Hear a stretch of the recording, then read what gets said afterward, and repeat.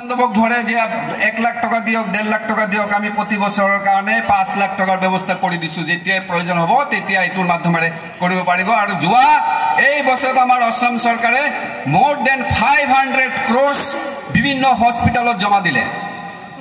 আপোনালোকৰ কাৰণে দিছে কাৰ কাৰণে বা আগতে তো সৰকাৰ ভাবা নাছিলে এটো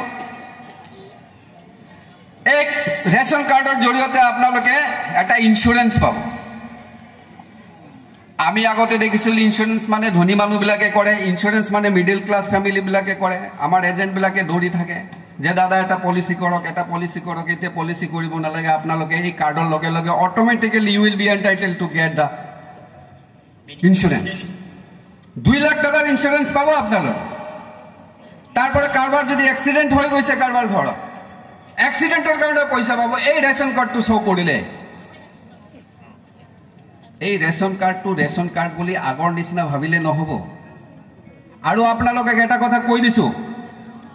এই ৰেশন কাৰ্ড আমাৰ সৰকাৰে যেটো ব্যৱস্থা কৰিছে আপোনালোকে মাটি আনি দিয়াৰ ব্যৱস্থা কৰিছে আমি যেটো অভিযোগ পাই থাকো এই অভিযোগৰ পৰা হাৰি পাবৰ কাৰণে এই অভিযোগবিলাক কি অমুকে পয়সা লয় তমুকে পয়সা লয় দালাল হুমাই গৈছে এইবিলাক নহব কোনোবাই যদি আপোনাৰ পৰা 200 টাকা বিচাৰে 3000 টাকা বিচাৰে এক পয়সা নিদিব আপোনালোকে এক পয়সা নিদিব আপোনালোকে কাৰণ আজি ইয়াতে যি সকলে পাব তাৰ পিছত আমাৰ পঞ্চায়তৰ অফিস বিলাকৰ পৰা দিয়া হ'ব আমাৰ কাৰ্যকৰ্তা বিলাকেও থাকিব বিজেপি কৰ্মী বিলাকেও থাকিব আপোনালোকে সহযোগ কৰিব লাগে আৰু যি সকলে আহিব পৰা নাই অসুস্থতাৰ কাৰণে বা শাৰীৰিক কিবা প্ৰবলেম আছে যাৰ কাৰণে আহিব পাৰা নাই তেখেতসকলৰ ঘৰত গৈ আমাৰ পঞ্চায়ত সেক্ৰেটাৰি বিলাকে বা আমাৰ বিজেপি কাৰ্যকৰ্তা বিলাকে আপোনালোকক সহযোগ কৰিব যাতে আপোনালোকে এই কার্ডটো পায় ইমান ধুনিয়া ব্যবস্থা আপোনালোকে আগতে পাইছে না আপোনালোকে শুনিছে না সেই কারণে বিজেপি নেতৃত্বৰ সৰকাৰ আমাৰ সদায় দৰকাৰ আজি বিজেপি থাকাৰ কাৰণে আপোনালোকে ঘৰ পাইছে উজ্জ্বলা যোজনাৰও এটা আছে আয়ুষ্মান কাৰ্ডৰ কাৰণে উজ্জ্বলা যোজনাৰও এটা উজ্জ্বলা বেনিফিটটো আপোনালোকে পাব কিমান বেনিফিট পাব এটা তাৰ পিছত ইতিমধ্যে আমাৰ আয়ুক্ত ডাঙৰীয়া কৈছে যে আপোনালোকৰ য'ত চাউল প্ৰতি মাহত নহয় জানো প্ৰতি মাহত 5 কেজি কে চাউল পাই থাকিব আপোনালোকে এই ৰেশন কাৰ্ডটো থাকিলে আজি বিজেপি কৰা মানে হল যে আমি আমাৰ পৰিবাৰ লৈ সুখে শান্তিৰে থাকিব পাৰি বিজেপি কৰা মানে এইটো নহয় যে এটা বেলেগ পলিটিক্যাল পাৰ্টি কৰি আছো আজি আমাৰ নিচিনা দলত নাম লেখা মানে আপোনাৰ পৰিবাৰৰ সিকিউৰিটি আপোনাৰ পৰিবাৰৰ স্বীকৃতি কেনে ধৰণৰ কাৰণ লগে লগে আপুনি এটা ঘৰ পাব ঘৰৰ ভিতৰত উজ্জ্বলা যোজনাৰ মতে গেছ পাব তাতে আপুনি স্বচ্ছ ভাৰত মিছনৰ আন্ডাৰত আপোনালোকে লেট্ৰিন পাব আমাৰ অসম চৰকাৰৰ মাধ্যমেৰে আপোনালোকে ঘৰত যদি কোনোবা ল'ৰা ছোৱালী থাকে কলেজত পঢ়া তেখেতসকলে ফ্রি অফ কস্ট এডমিশন পাব ফ্রি অফ কস্ট আপোনালোকে ইউনিফর্ম পাব ফ্রি অফ কস্ট কিতাপ পাব তার মানে বিজেপি কৰা মানে আমাৰ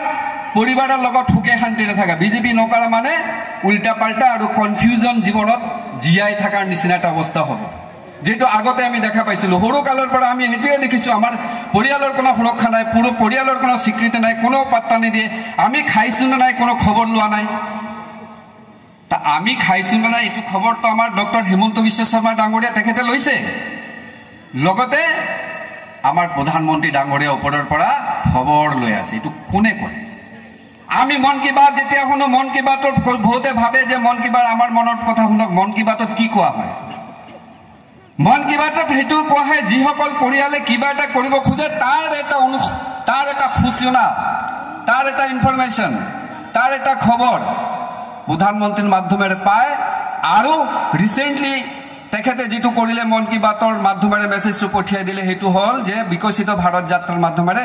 গোটেইকেইটা অফিসার এইটো ফিল্ডতে হৈছিলে গোটেইকেইটা অফিসার আহি গল অফিসারে কৈছে যে রেশন কার্ডটো কেনেকৈ পাব লাগে বা আমাৰ বিশ্বকৰ্মাৰ 18টা স্কিমৰ নাম আপোনালোকে শুনিছে না নাই খালি ৰেশন কাৰ্ড নহয় বিশ্বকৰ্মা আঁচনিৰ মাধ্যমেৰে নামটো বিশ্বকৰ্মা আঁচনি হেতু সিদিনা হৈছে আপোনালোকে নাজানে আপোনালোকৰ ভিতৰত বহুতে জুৱেলাৰী আছে লোহাৰ আছে দৰ্জি আছে তাৰ পিছত ধৰক মুচি আছে বা গাঁৱত খেতি কৰা মানুহ আছে তেখেতসকলে মিনিমাম DIC যদি নামটো ৰেজিষ্ট্ৰেশ্যন কৰে লগে লগে 15,000 টকা সোমাই যাব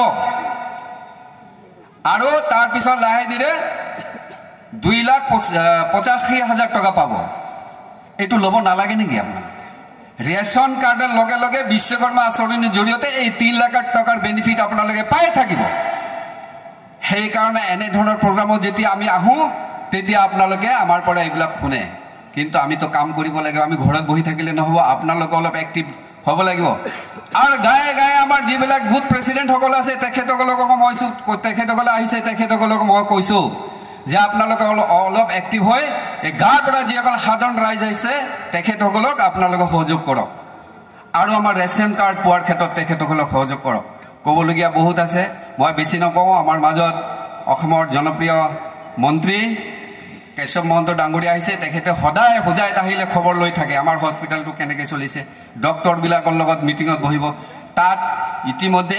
বহুত ডক্টৰ আহিছে বহুত ষ্টাফ আহিছে মাজতে এনেকুৱা অৱস্থা হৈ গৈছিলে তাতে কোনো যাবই নোখোজে আপোনালোকে জানে এতিয়া আমি ডিষ্ট্ৰিক্ট হস্পিটেলত গৈ সুবিধাবিলাক পোৱা আৰম্ভ কৰিছোঁ আৰু আপোনালোকৰ সন্মুখত মই অসমৰ স্বাস্থ্য মন্ত্ৰী কেশৱ মহন্ত ডাঙৰীয়াক মই এটা অনুৰোধ কৰিব খোজো এই হস্পিটেলত আৰু কিছুমান প্ৰব্লেম আছে তেখেতে যদি অতি সোনকালে সমাধান কৰি দিয়ে ভাল হ'ব ধন্যবাদ নমস্কাৰ